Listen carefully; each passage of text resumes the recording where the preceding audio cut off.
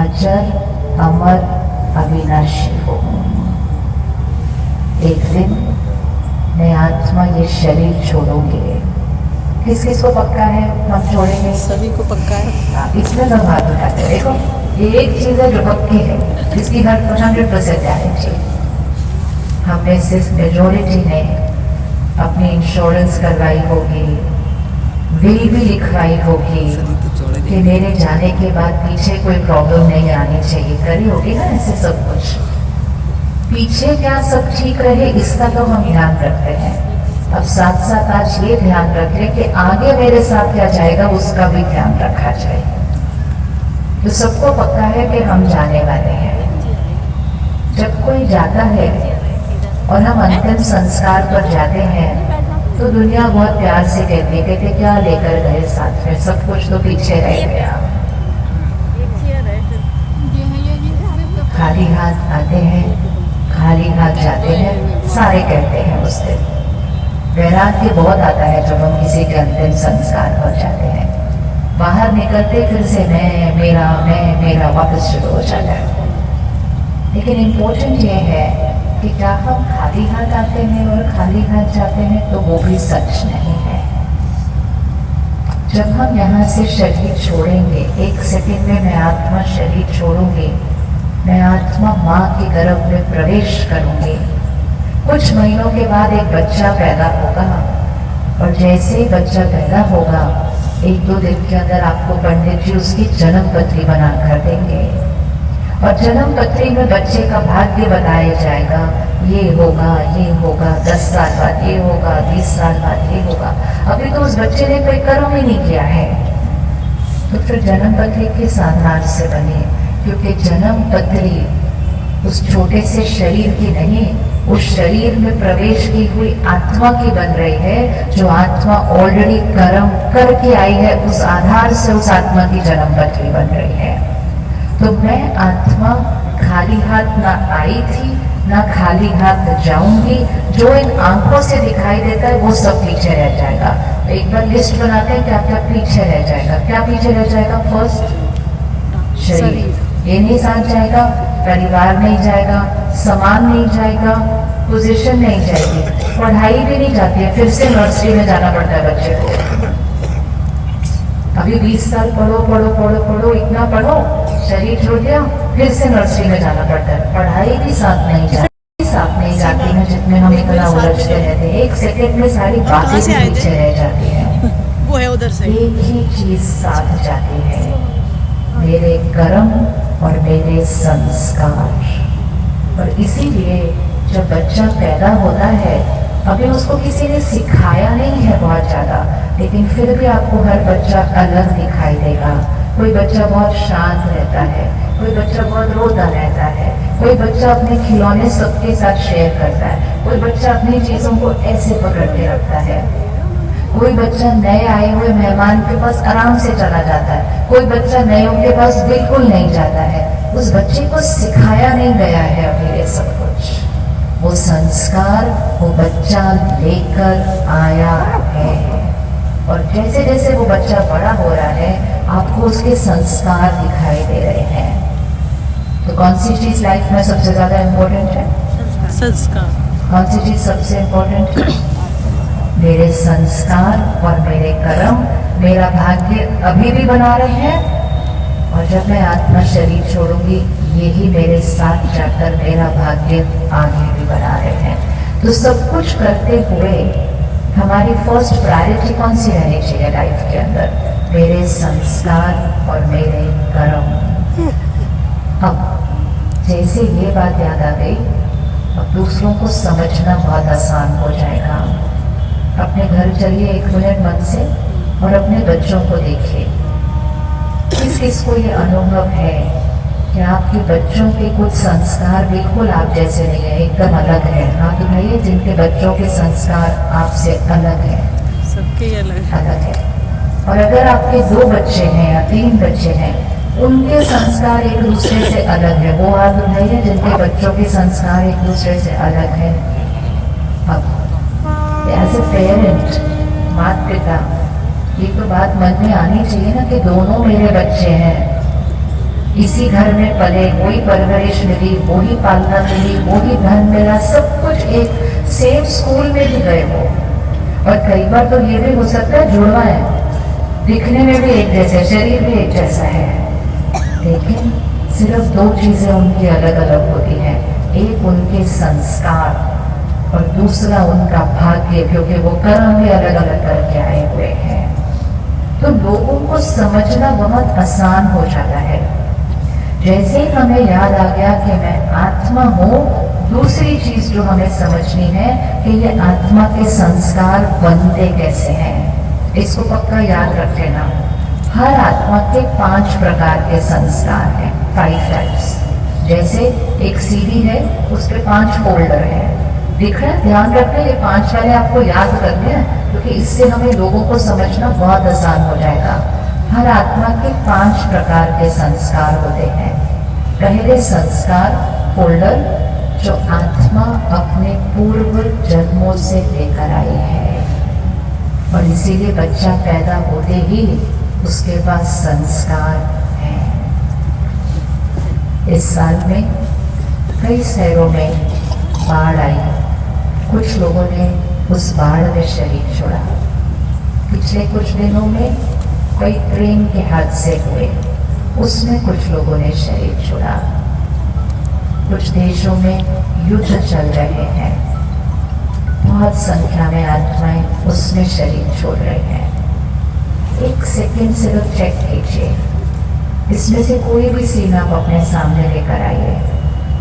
एक आत्मा उस सीन में शरीर छोड़ती है जहाँ चारों तरफ पानी ही पानी है, पानी पानी है, और वो आत्मा अपने परिवार के साथ कहीं गई और सडनली पानी पानी है, और वो सब परिवार उसके हाथों से छूटता जा रहा है। वो अपने आप को संभालने की कोशिश कर रही, लेकिन खुद भी नहीं संभल रही, वो भी नहीं संभल रही। घर घर टूट गया, बह गया, लोग बह गए, और उस क्षण वो आत्मा शरीर छोड़ देती है। अब सिर्फ चेक करना, जैसे उस आत्मा ने उस क्षण शरीर छोड़ा, यहाँ पे क्या रिकॉर्ड हुआ, यहाँ पे क्या रिकॉर्ड हुआ। अब वो आत्मा जाकर माँ के गर्भ में प्रवेश करती है।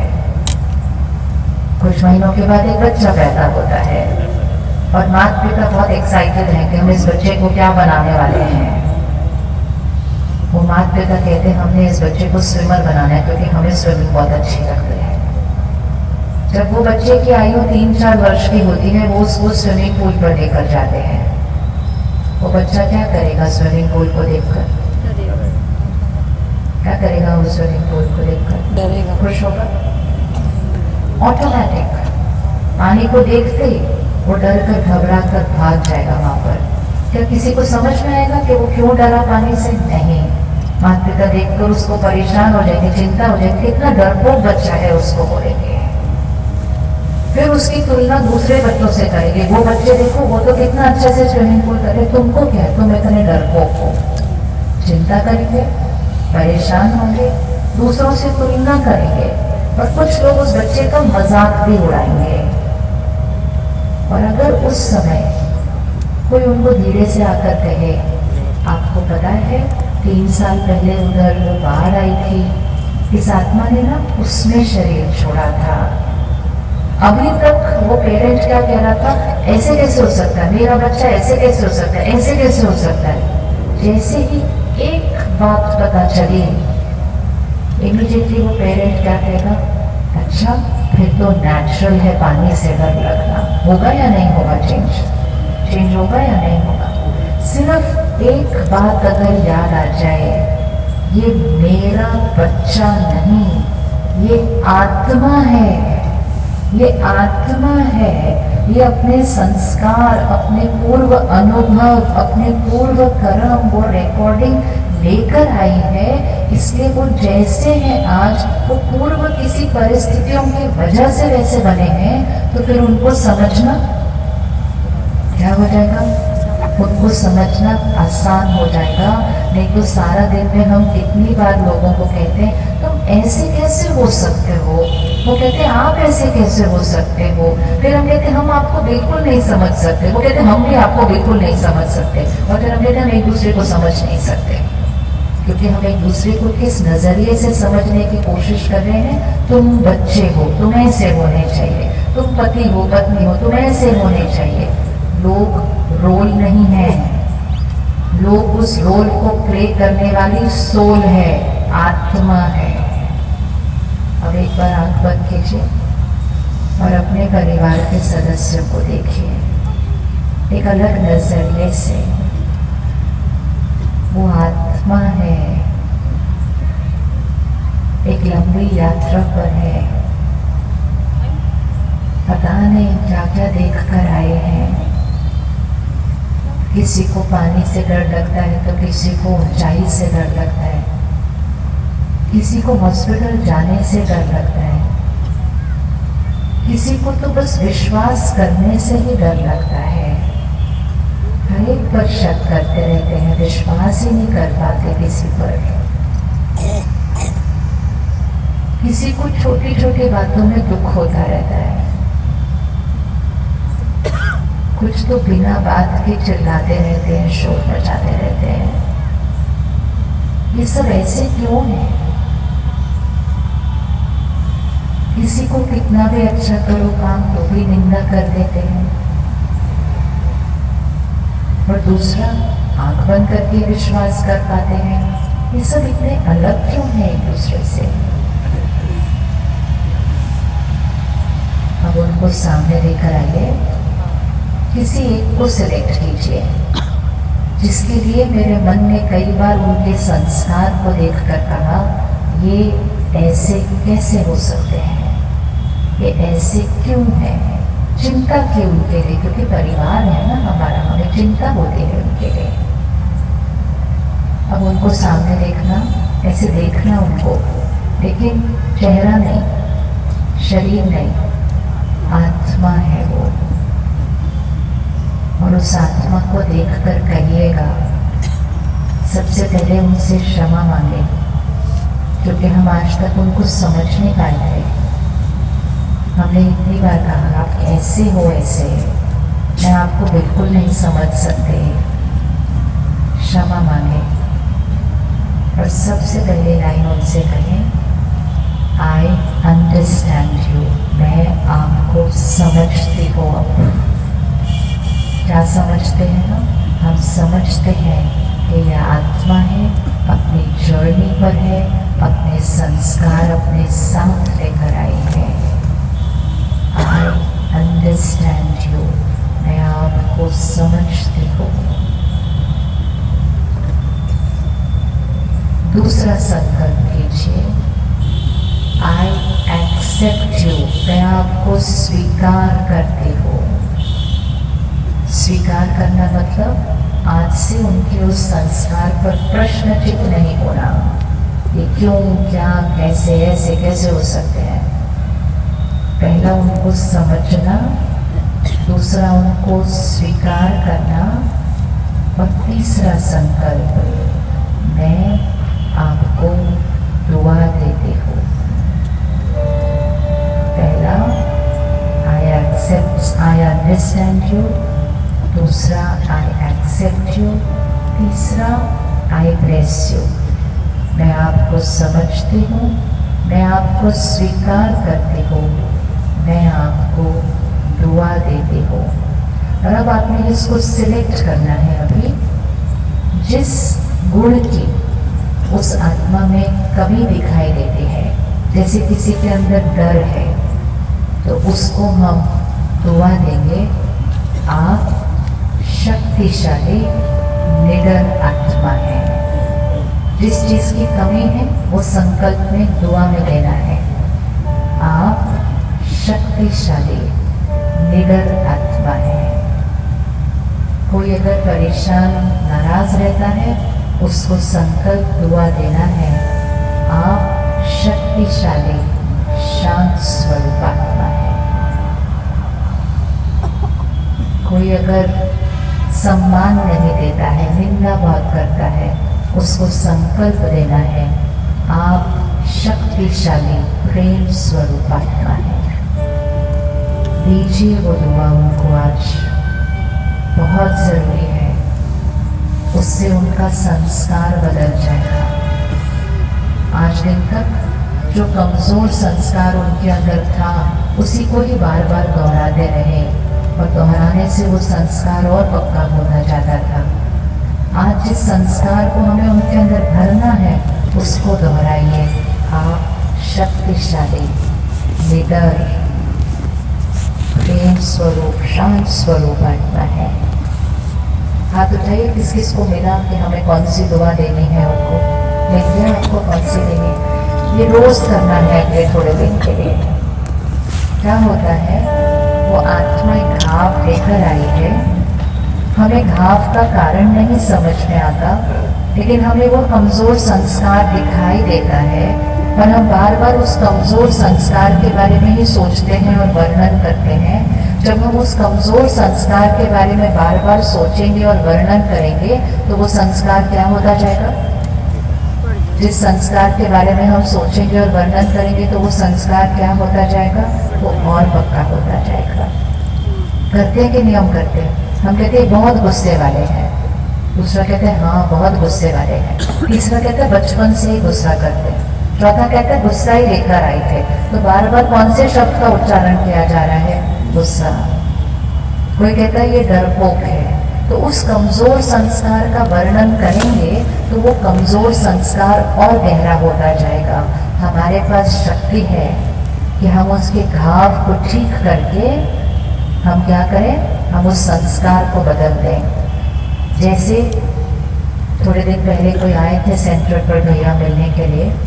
जब वो पैदा हुए थे तो 2-3 साल की आयु में कुछ पता चला कि उनके शरीर के मसल्स में कुछ कमजोरी थी। डॉक्टर ने कहा ये ठीक नहीं हो सकता कभी भी, और डॉक्टर ने ये भी कहा कि धीरे धीरे धीरे ये और कमजोर होता जाएगा, मसल्स और कमजोर होते जाएंगे और कमजोर होते जाएंगे। उन्होंने बहुत डॉक्टर्स को दिखाया, बहुत डॉक्टर्स को दिखाया, सबने कहा नहीं ये और कमजोर होता जाएगा, इसका कोई इलाज नहीं है इस मसल्स का। सिर्फ एक जने ने वो स्वीकार नहीं किया और वो था उस बच्चे की माँ। उसने नहीं स्वीकार किया इस बात को और उसने कहा आप सबको जो बोलना है बोलो, ये मेरा शक्तिशाली। और उसने बहुत सारे अच्छे अच्छे शब्द उसके बेटे के लिए उसने रखे। डॉक्टर ने कहा इसको मालिश नहीं करना, इसका कोई फायदा नहीं होने वाला।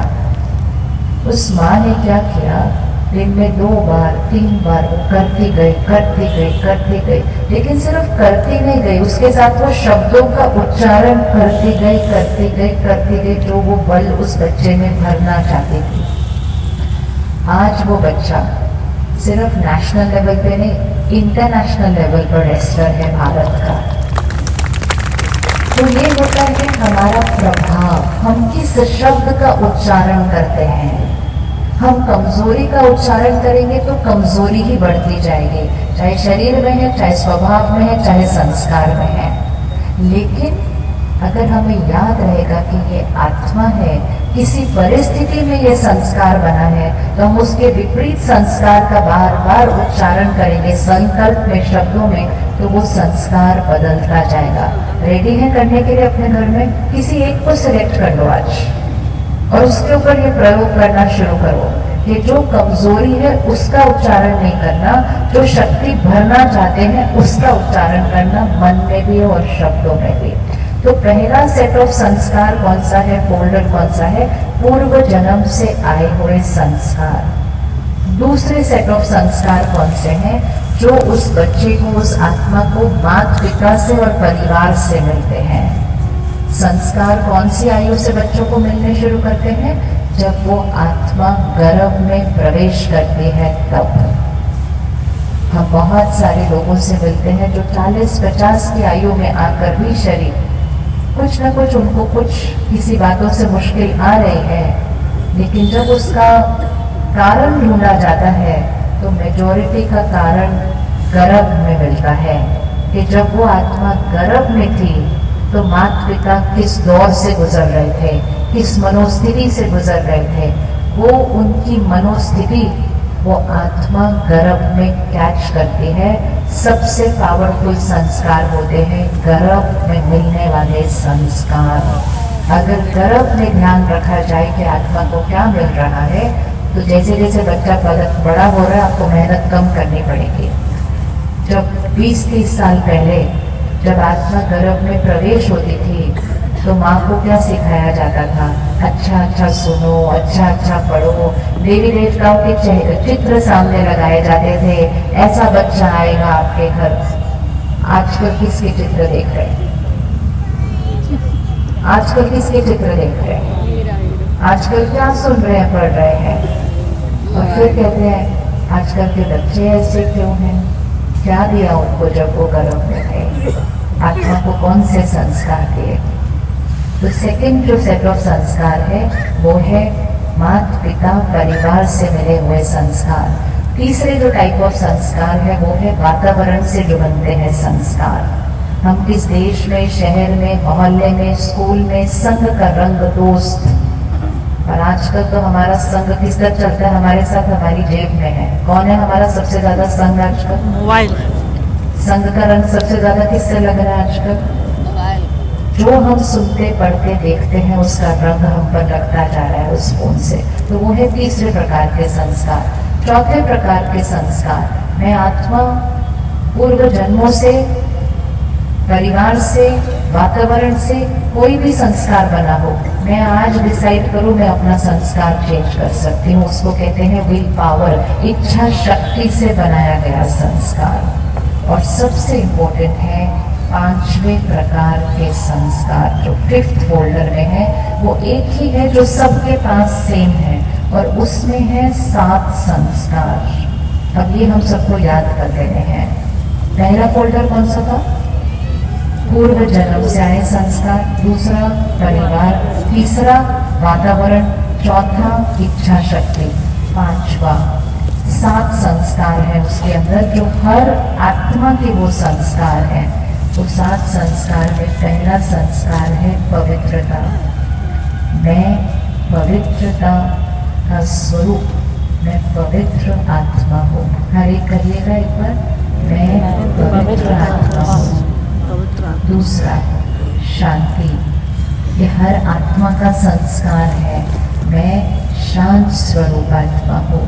तीसरा सुख, हैप्पीनेस, खुशी जो हम ढूंढ रहे हैं वो हमारा संस्कार है, मैं सुख स्वरूप आत्मा हूँ।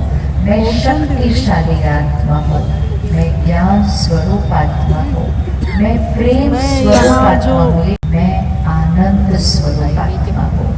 सतो गुणी आत्मा, पवित्र शुद्ध जो स्वच्छता है वो हमारा स्वभाव है, वो हमारा नित्य संस्कार है।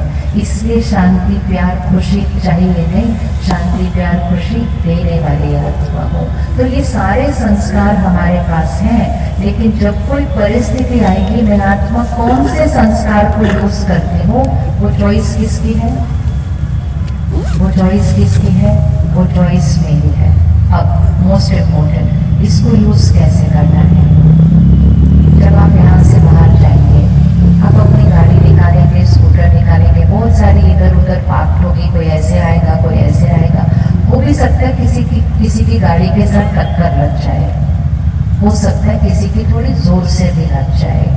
परिस्थिति आई, छोटी सी, कोई बड़ी बात नहीं है, परिस्थिति आई। अब जैसे ही परिस्थिति आई मेरे पास चॉइस है, इरिटेट होना है, गुस्सा होना है, दुखी होना है, परेशान होना है या शांति से उस सीन का सामना करना है। ये चॉइस मेरे पास है या नहीं है? है या नहीं है? किसको लगता है ये चॉइस मेरे पास है और किसको लगता है इसमें मेरी कोई गलती नहीं, गाड़ी को टक्कर भी बुरा तो लगना ही था? चॉइस है या नहीं है? है या नहीं है? कौन कौन सोचता है? अच्छा, तो अगर आज आपकी गाड़ी स्कूटर को टक्कर लगी, आप शांति से क्रॉस कर लेंगे उस सीन को? क्या होता है? हम कहते हैं शांति चाहिए। शांति अनुभव तभी होगी जब जीवन के हर सीन को हम शांति के संस्कार से क्रॉस करेंगे। हम ऑपोजिट चल रहे हैं, हम कहते हैं परिस्थिति अच्छी होगी तब हम शांत होंगे। पहला स्पिरिचुअल लॉ क्या था? संस्कार से संसार बनता है। दूसरा स्पिरिचुअल लॉ पक्का करें, संकल्प से सृष्टि बनती है, सृष्टि से संकल्प नहीं बनता है। मेरा संकल्प, मेरी सोच जैसी होगी वैसे परिस्थिति बनेगी। परिस्थिति से मेरी स्थिति नहीं बनती, मेरी स्थिति से परिस्थिति बनती है। लेकिन आज हम ऑपोजिट चल रहे हैं। हम कहते हैं परिस्थिति ऐसी थी तो मैं ऐसे हो गया, बात ऐसी थी तो मैं ऐसे हो गया।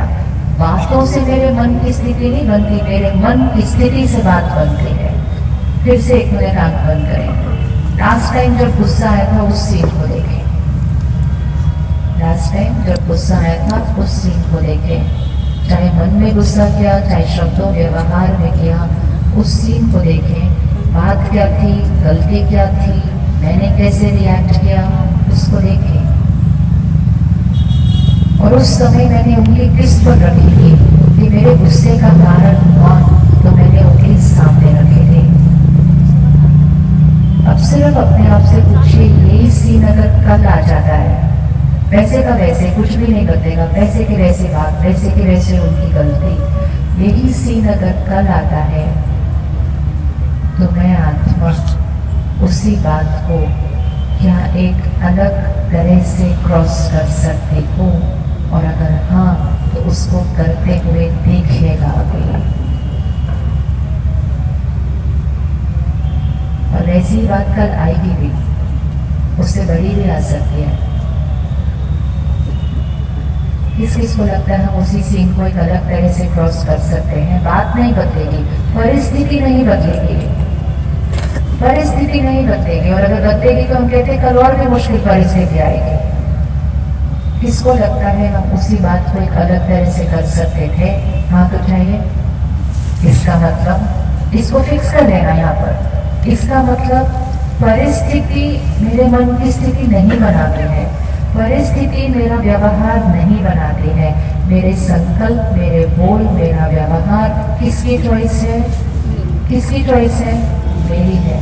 लेकिन हम आज तक क्या कहते गए? हमने कहा उनकी वजह से मुझे गुस्सा आया, उनकी वजह से मुझे बुरा लगा, बच्चे की वजह से मुझे चिंता है, कोविड की वजह से मुझे डर लगता है, आज इतना अच्छा हुआ इसलिए मैं खुश हूँ। तो मैंने कहा यहाँ सब कुछ जो हो रहा है वो किसकी वजह से है?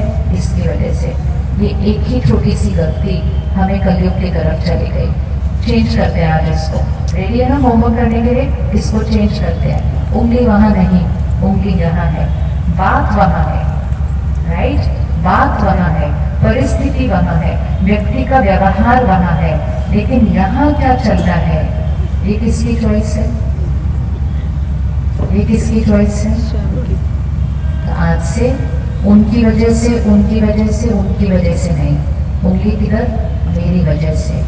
वो उनका व्यवहार था, लेकिन मैंने कैसा फील किया, मैंने कैसे बोला, वो पावर किसके पास है? मेरे पास है या नहीं है? है या नहीं है? कौन अग्री करता है कि है? अब आप बताइए। अब फिर से दोनों हाथ आएगा, left hand and right hand. Left hand पर उनको रखिए जो आपसे कभी कभी गलत व्यवहार कर रहे हैं, और कुछ लोग थोड़ा गलत नहीं, थोड़ा ज़्यादा गलत भी कर रहे हैं, वो आपकी परिस्थिति है। और राइट हैंड पर अपने मन की स्थिति को लाइए और अब चेक करिए, क्या उनका व्यवहार आपकी मन की स्थिति को बनाता है या आपकी मन की स्थिति आपकी चॉइस है? क्या कहेंगे? क्या उनका व्यवहार हमारी मन की स्थिति को बनाता है या हमारे मन की स्थिति हमारी चॉइस है? क्या हम उनके गलत व्यवहार में भी शांत रह सकते हैं, चुप रह सकते हैं, कर सकते हैं या नहीं कर सकते? कर सकते हैं या नहीं कर सकते? आपने आंसर देना, ऐसे मुझे नहीं देखना, आपने आंसर देना है। कर सकते हैं या नहीं कर सकते? कर सकते हैं। कर सकते हैं, नहीं कर सकते हैं? कर सकते। करना चाहिए या नहीं करना चाहिए? क्यों करना चाहिए? इसलिए करना चाहिए क्योंकि उनका व्यवहार मेरा भाग्य नहीं बनाता, मेरा स्वभाव मेरा भाग्य बनाता है। हम उनकी गलती को लेकर अपने कर्मों को बिगाड़ने जा रहे हैं, और अपने कर्मों को बिगाड़ कर अपने संस्कारों को भी बिगाड़ रहे हैं, अपने शरीर के स्वास्थ्य को भी बिगाड़ रहे हैं, क्योंकि यहाँ जो चल रहा है उसका असर हमारे ऊपर होता है या नहीं होता? क्या हम उनके साथ अच्छा कर सकते हैं? हम उनको दुआएं दे सकते हैं? दे सकते हैं, नहीं दे सकते? दे सकते हैं या मुश्किल है? जो हमारे साथ गलत कर रहे हैं, क्या हम उनको दुआएं दे सकते हैं या मुश्किल है? दे सकते आवाज नहीं आ रही। दे सकते हैं, नहीं दे सकते? दे सकते हैं। नहीं दे सकते। अच्छा, चलो करके देखते हैं। आंख बंद करो एक मिनट, फिर से देखते हैं दे सकते हैं कि नहीं दे सकते हैं। सिर्फ मैं बोलती जाऊंगी, आप सिर्फ रिपीट करना, बेमन से ही सही। मन नहीं कर रहा, रिपीट तो कर ही सकते हैं, रिपीट ही करना है सिर्फ। उनको सामने लेकर आओ और जैसे जैसे मैं बोलूँ आप सिर्फ दोहराते जाना उसको।